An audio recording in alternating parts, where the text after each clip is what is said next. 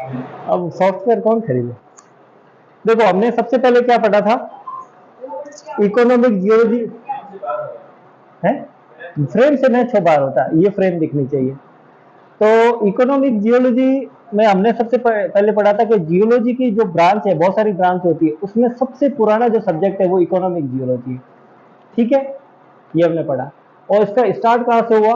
Pre historical time से geological की शुरुआत मानी जाती है। कैसे मानी जाती है? जो प्रिमिटिव मैन थे, आदि मानव थे, वो नॉन मेटलिक मिनरल को यूज में लेते थे। नॉन मेटलिक मिनरल कौन से थे? जैसे सैंडस्टोन हो गया, लाइमस्टोन हो गया, या लिखा हुआ है ना, चर्ट हो गया, क्वार्ट्ज हो गया, सोपस्टोन हो गया, ये यूज में लेते थे। किस लिए यूज लेते थे? उनसे वो हथियार बनाते थे, बर्तन बनाते थे। ठीक है, तो उनको बना के वो यूज में लेते थे। इसका मतलब जियोलॉजी से उनका रिश्ता बहुत पुराना है। ये हो गई पहली बात। फिर हमने पढ़ा था कि जैसे जैसे टाइम बीता तो वो गोल्ड और सिल्वर भी यूज में लेते थे। तो उनको दो प्रोसेस आते थे जिससे वो गोल्ड और सिल्वर को अलग करते थे। एक डिस्टिलेशन और एक कैल्विनेशन प्रोसेस था। उससे वो गोल्ड और सिल्वर को जो भी यूज करते थे, कॉपर, और ये प्रोसेस उनको पता थे, जिससे वो किसी और में से, और क्या होता है वो आगे मैं फटाफट पढ़ा दूंगा, तो और में से निकालते थे। क्ले मिनरल, क्ले सुना हुआ है, मिट्टी के जिससे बर्तन बनते हैं, तो वो उसका बहुत यूज लेते थे पोट्री बनाने में और ब्रिक्स बनाने, ईंटें बनाने में। और मेटल्स, गोल्ड का यूज है वो कॉपर से भी पहले हो रहा है। मतलब गोल्ड पहले यूज में लेना लिया, जितना है ना कॉपर एज, आज पढ़ते हैं अपन, तो कॉपर एज से पहले गोल्ड का यूज लिया। हमें कैसे पता चलता है? तो ये एक एशियन शाफ्ट है जिसकी डेप्थ है 640 फीट। हट्टी माइंस का है, रायचूर डिस्ट्रिक्ट कर्नाटका में है, जिसमें से गोल्ड निकलता है। ये ऐसा माना जाता है operating even during Ashoka empire है। अशोका के समय से, कब था अशोका का समय? 240 बीसी। इतने पुराने टाइम से मतलब गोल्ड निकाला जा रहा, और तभी तो इसकी डेप्थ कितनी हो गई, सारा गोल्ड निकल गया। डेप्थ हो गई, गोल्ड ऊपर से निकल, अभी भी गोल्ड निकल रहा है ना इस माइन से। तो दूसरा हमने पढ़ा था, जो वैदिक मंत्र है, जो हमारे मंत्र होते हैं, उसमें सिल्वर और गोल्ड का मतलब बार बार मेंशन होते हैं। और वो कब लिखे गए थे? 2000 बीसी साल पहले लिखे गए थे। मोहनजोदाड़ो और हड़प्पा सिविलाइजेशन देखें तो वहां पर भी बहुत सारे मेटल्स का यूज लिया जा सकता है। अब हमने क्या पढ़ा? पहले जो हमने पढ़ा ना, नॉन मेटेलिक। देखो मिनरल दो तरीके के होते हैं, एक होता है मेटेलिक होता है। मेटेलिक कौन से हो गए? गोल्ड हो गया, सिल्वर हो गया, कॉपर हो गया, आयरन हो गया, ये मेटेलिक डिपॉजिट। नॉन मेटेलिक कौन से हो गया? Chert, flint, soap stone, lime stone, sandstone, है ना, ये नॉन मेटेलिक हो गया। अब क्या है कि इसमें भी हमने दो डिवीजन कर दिए, ये तो दोनों मेटेलिक और नॉन मेटेलिक, लेकिन जो मेटेलिक डिपॉजिट होते हैं उनको और डिपॉजिट कहते हैं। और डिपॉजिट हो गया ना, है तो दोनों। और जो नॉन मेटेलिक है उसको हम पढ़ते हैं इंडस्ट्रियल मिनरल में। ये एक चीज याद रखना, ठीक है। मेटेलिक मिनरल क्या हो गए? और डिपॉजिट।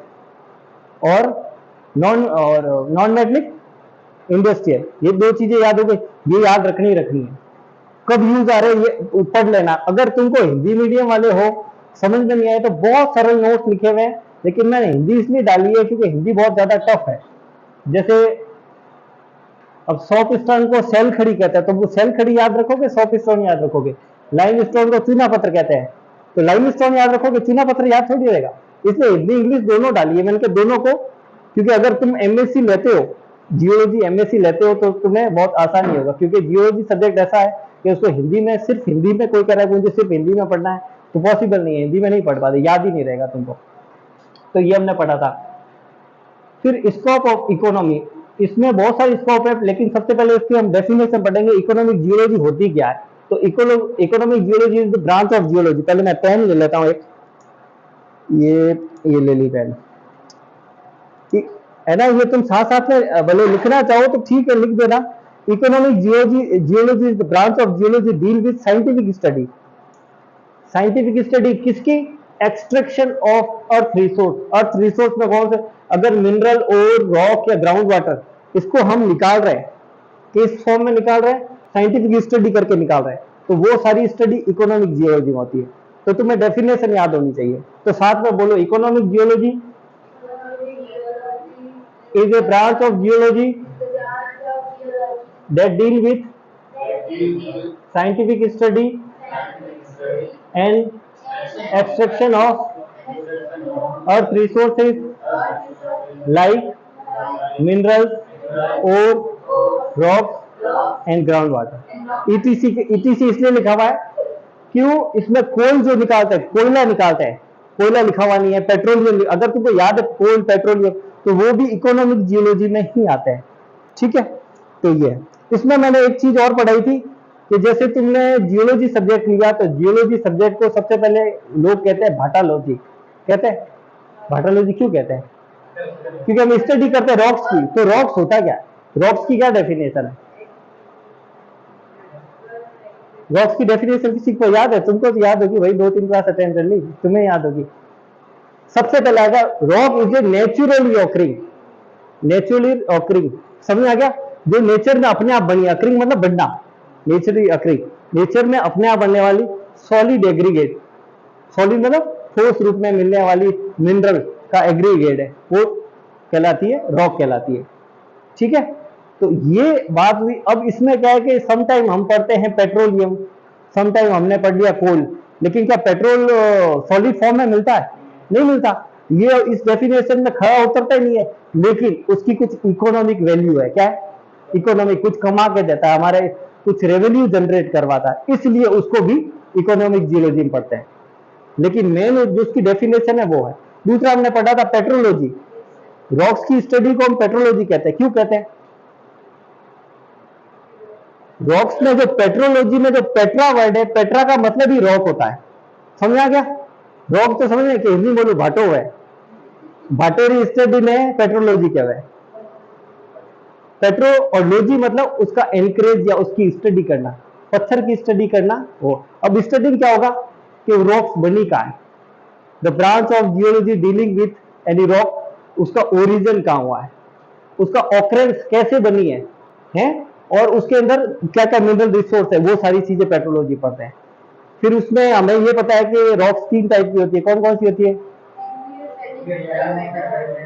अब इग्नियस, मेटामॉर्फिक और सेडिमेंट्री बन गई। अब सम टाइम क्या है कि इनके अंदर और डिपॉजिट या कोई ऐसे डिपॉजिट हो जाते हैं। जैसे सेडिमेंट्री की बात करें तो सेडिमेंट्री में सैंडस्टोन बना, तो वो एक इंडस्ट्रियल मिनरल मान सकते हैं कि भाई इंडस्ट्री में या घर बनाने में काम आता है। ठीक है, और जैसे कोई सेडिमेंट्री डिपॉजिट है, उसके साथ कहीं से प्लेसर डिपॉजिट के रूप में कहीं से सोना टूट टूट के आके और वहां डिपॉजिट हो गया, तो उसने प्लेसर डिपॉजिट बनाया। ठीक है, तो इस तरीके से सेडिमेंट्री में बना। मेटामॉर्फिक में अगर किसी लावा में से कुछ सल्फर डिपॉजिट या कुछ ऐसे निकल रहे हैं, तो सेडिमेंट्री में तो बना, इग्नियस में भी डिपॉजिट बने। और अगर उसका मेटामॉर्फिक हो जाता है तो मेटामॉर्फिक रॉक में भी हमको मिलता है। लेकिन हमको क्या देखना है, जो हमें इकोनॉमिक वैल्यू जो कमा के दे रहा है, कुछ अर्थ रिसोर्स करके दे रहा है तो वो इकोनॉमिक जियोलॉजी में आएगी। जैसे अभी मैं अगर बात करूं, रशिया ने हमला किया हुआ है, कौन से देश पे किया हुआ है? यूक्रेन पे किया हुआ है। क्यों किया हुआ है?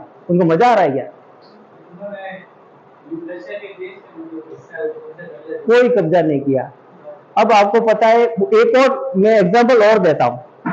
चाइना अरुणाचल प्रदेश में घूमने आने की कोशिश कर रहा है। आपको पता है चाइना इंडिया की बहुत सारी जमीन को कब्जाने की कोशिश करता है।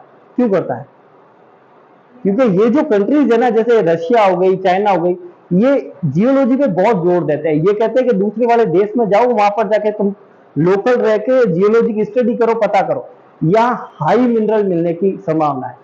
और जो अगर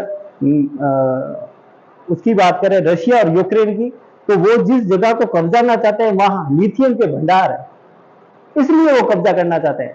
वो लोगों को मूर्ख बना रहे हैं, उनको लिथियम के भंडारों पर कब्जा चाहिए। क्योंकि आने वाले टाइम के अंदर ना पेट्रोल रहेगा ना डीजल रहेगा, सब इलेक्ट्रिक गाड़ियां आ रही है। किससे चलती है? लिथियम की बैटरी चल रही है। तो वो उस पर कब्जा, इसलिए अरुणाचल प्रदेश को चाइना ने तो नया नक्शा भी बना दिया कि अरुणाचल प्रदेश हमारा है। तो ये इकोनॉमिक जियोलॉजी ऐसी चीज है, लड़ाइयां करवा देती है। घर के अंदर अगर सोना मिल जाए ना, सोना, तो घर भी नहीं लड़े मर जा कि वो हनो मारो है, थारो है, हाउ मरगी हम किंग है। तो ये बाहर भी लड़ाइयां करवाती है, घर में भी करवा देती है। इसलिए मैंने इस जगह एक जगह लिखा हुआ है, इसके स्कोप में क्या है, ये पॉलिटिकल सुप्रीमेसी, राजनीतिक प्रभुत्व लिखा हुआ है के चक्कर में इसमें वार भी हो जाता है, लड़ाइयां हो जाती है। अब जब किसी कंट्री में अच्छे इकोनॉमिक्स निकलेंगे। अब सोचो, सऊदी अरेबिया आज से 20 साल पहले कुछ नहीं था, कुछ नहीं था, उनको कुछ डफो थे, गए वैसे वैसे ऊंट चराते थे, कुछ नहीं, ऊंट चराते थे, ऊंट दूते थे, ये काम करते थे। लेकिन वहां अंग्रेज आए, अंग्रेजों ने बढ़िया वो जियोलॉजी देखी और देखा तुम्हारे तो यहाँ तेल के भंडार है, तेल बेचा, उनकी इकोनॉमिक जनरेट हुई और सऊदी अरेबिया अमीर हो गया। तो ये जो इकोनॉमिक डिपॉजिट होते हैं ना, ये आपका रेवेन्यू जनरेट कराते हैं, आपके देश की इकोनॉमिक बढ़ा सकते हैं। ठीक है, तो ये बहुत जरूरी है। ठीक है, उससे अर्बनाइजेशन भी होता था और इंडस्ट्रियलाइजेशन भी होता है, औद्योगिकरण भी होता है। तो ये बहुत सारे इसके पढ़ लेना, इसमें से बहुत सारे इसके ये क्या कहते हैं स्कोप है इकोनॉमिक जियोलॉजी के। अब एक चीज हमने और पढ़ी थी, ये सारे एक दूसरे से इंटरकनेक्टेड है। कैसे इंटरकनेक्टेड है? जैसे अभी अब मैं किसी मिनरलोजी के मिनरल के बारे में पढ़ रहा हूं, तो मुझे ये पढ़ना पड़ेगा कि वो रॉक है वो बना कैसे। किसमें पढ़ूंगा? पेट्रोलॉजी में पढ़ूंगा। उस रॉक्स की, क्या वो इग्नियस रॉक है, क्या सेडिमेंट्री रॉक है, क्या मेटामॉर्फिक रॉक है, इसकी होगी, ये इससे इंटरकनेक्टेड हो गई। फिर उसकी इकोनॉमिक वैल्यू क्या है, इकोनॉमिक जियोलॉजी आ गई। फिर उसकी एनवायरमेंटल या मिनरोलॉजिकल क्या है, तो वो, तो ये सारे एक दूसरे से इंटरकनेक्टेड रहते हैं। उसका स्ट्रक्चर क्या है, तो स्ट्रक्चर जियोलॉजी, तो ये सब एक दूसरे से इंटरकनेक्टेड होते हैं। ये एक हमने पढ़ा था। फिर हमने क्या पढ़ा था कि जो इकोनॉमिक जियोलॉजिस्ट है उसको कम से कम ये तो पता होना चाहिए कि उस रॉक्स का स्ट्रक्चर क्या है, स्ट्रक्चर जियोलॉजी के बारे में पता होना चाहिए। स्ट्रक्चर जियोलॉजी में कैसे पता चलेगा? जैसे फील्ड में भेज दिया तुमको, ठीक है, फील्ड में भेज दिया और तुमको बोल दिया कि जैसे कोई पहाड़ है इसकी मैपिंग करो। अगर तुम्हें स्ट्रक्चर जियोलॉजी नहीं आएगी, उसमें फॉल्ट या वो स्ट्राइक या डिप्स देखने नहीं आएगी, तो मैपिंग कर पाओगे? नहीं मैपिंग कर पाओगे, कुछ नहीं आएगा तुमको। ऐसे जो भी है हथौड़ा लेके ऐसे पागलों की तरह जाके फिर आके आ जाओगे। तो स्ट्रक्चर जियोलॉजी का उसको नॉलेज होना चाहिए। दूसरा उसको किसका? स्ट्रेटिग्राफी, कि वो जो रॉक है नहीं वो बनी कब है, उसके बारे में उसको पता होना चाहिए। और पेट्रोलॉजी, उसके मतलब वो ओरिजिन और मिनरोलॉजी भी पता होनी चाहिए। तो ये उसके बारे में उसको नॉलेज होनी चाहिए। ये बाकी तुम पढ़ोगे ना तो तुमको पता है बहुत सारे, ऐसा कोई भी डिपार्टमेंट नहीं है। अब अपन जियो फिजिक्स पढ़ते हैं, फिजिक्स से जुड़े हुए हैं।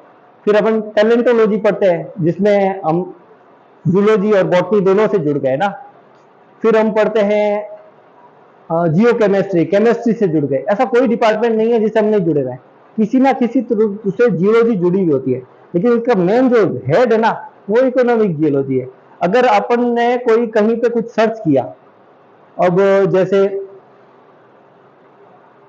तुम सबको मैं फील्ड पे लेके गया और तुमको ये पता चल गया जो गोल्ड है ना वो क्वार्ट्ज वेन में मिलता है, लास्ट में रेसिडुअल डिपॉजिट में बनता है, ये मैंने तुमने बता दिया। किसी एक लड़की जैसे इसको पता चल गया कि यार इसमें तो इसने थोड़ा ऐसे टाइम पास के लिए थोड़ा अंदर गोल्ड का डिपॉजिट सोने की बड़ी ले गई, तो ये डाल दी जेब में, तो इकोनॉमिक वैल्यू थी तब जेब में डाली ना। अब घर पे जाके सोना रेस चेक कराएगी, वापस ढक देगी, किसी को नहीं बताएगी कि यार पूरा गोल्ड निकल गया। और फिर घर पे जाके सोना रेस चेक कराएगी कि यार ये गोल्ड है, वो कहेगा ये तो गोल्ड है, कहाँ से मिला, कि नहीं वो तो पड़ी हो बेटे यूं मिल गई। फिर ये वापस जाएगी, परिवार को तोड़ के निकाल के लाएगी। तो ये इसकी कुछ इकोनॉमिकल वैल्यू होती है। तो हर हर जो भी जियोलॉजिस्ट होते हैं वो सर्च इसीलिए कहते हैं, जैसे पेट्रोल ढूंढना, ये पहले यहाँ बाड़मेर में क्या डेवलपमेंट था? कोई डेवलपमेंट नहीं था, लेकिन यह पता चला कि यहाँ तेल के भंडार है तो यह डेवलपमेंट चालू कर दिया। तो किसी भी एरिया का डेवलपमेंट के लिए उसकी इकोनॉमिक वैल्यू भी होनी चाहिए। मैं एक साउथ अफ्रीका एक देश है जो सीरिया के आजू बाजू है, उस देश की लगभग इतनी सारी जमीन है, उस पर कोई उसका कोई अधिकार नहीं है। अगर तुम वहां जाके बोल दो ना कि ये मेरा देश है, तो तुम्हारा नाम क्या है? कि मुदिस्तान है ये, तो तुम उसको कर सकते हो, क्योंकि उस जमीन की कोई वैल्यू नहीं है, ना वहां पानी है ना वो कोई डिपॉजिट मिल रहा है, ऐसी ऐसे ही पड़ी है, कुछ यूज नहीं आ रही। ऐसे ही क्या हुआ था, कनाडा एक समय रूस का पहाड़ था, लेकिन उस समय जियोलॉजी इतने पढ़ते नहीं थे, तो रूस ने सोचा यार मैं तो इतना ही बड़ा हूं, क्या करूंगा, वो उसने कोड़ियों के भाव उसको यूएस को भेज दिया, यूनाइटेड स्टेट को कोड़ियों। अब वहां बहुत मिनरल निकल रहा है, अब वो माथे पे हाथ करके गया है, पहले वालों ने गड़बड़ कर दिया। तो जमीन की वैल्यू होती है उसकी इकोनॉमिक, उस हिसाब से, तो इसलिए हमें पढ़ना पड़ता है। समझ में तो आ रहा है? कैसे माथा हिला रहे हो? तो इस चीज में है ना हमने 2-3 चीजें और पढ़ी थी जो मैं फटाफट बता देता हूं। इसको है ना मेन जो स्टडी होती है उसको ओर कहते हैं। कोई भी चीज निकलता है इकोनॉमिक वैल्यू ओर कहते हैं। तो ओर क्या होता है? Ore is defined as naturally offering, rock जैसे नेचुरली ऑफरिंग होती है, ore is naturally offering mineral and aggregate of mineral. एक मिनरल भी मिल सकता है, जैसे सोने की एक दड़ी भी मिल गई, सोने के साथ चांदी भी मिल गया, तो मिनरल भी मिल सकता है एंड एग्रीगेट ऑफ मिनरल, दो तीन एग्रीगेट मतलब इकट्ठा हुआ दो तीन ये साथ में मिलने से भी बन सकता है। विच आर मेटल्स, और मेटल एक मेटल भी हो सकता है, ज्यादा मेटल्स भी हो सकता है। अगर वो एक्सट्रैक्टेड विद प्रॉफिट, अगर उसको निकालने के बाद प्रॉफिट बच रहा है तो वो और कहलाता है। अगर सोच लो तुम्हें पूरा एक पहाड़ दे दिया, इतना सा उसमें से सोना निकला, तो वो और मिनरल नहीं कहलाएगा, क्योंकि वो कोई प्रॉफिट नहीं है, वो तो तुमने निकाल के घर पे चले गए, किसी कुछ बचा ही नहीं, इतना ही था। और अगर उसमें से बहुत ज्यादा खजाना ही खजाना निकल रहा है, जैसे तोड़ रहे हो और निकलता जा रहा है, और उसकी इकोनॉमी की कुछ वैल्यू हो रही है, तो फिर वो उस हिसाब से और जियोलॉजी में आ जाता है। कोई दिक्कत नहीं है, बंद हो गया तो इसको एक बार बंद कर देता है, और नेक्स्ट मैं ऐसे पढ़ा दूंगा।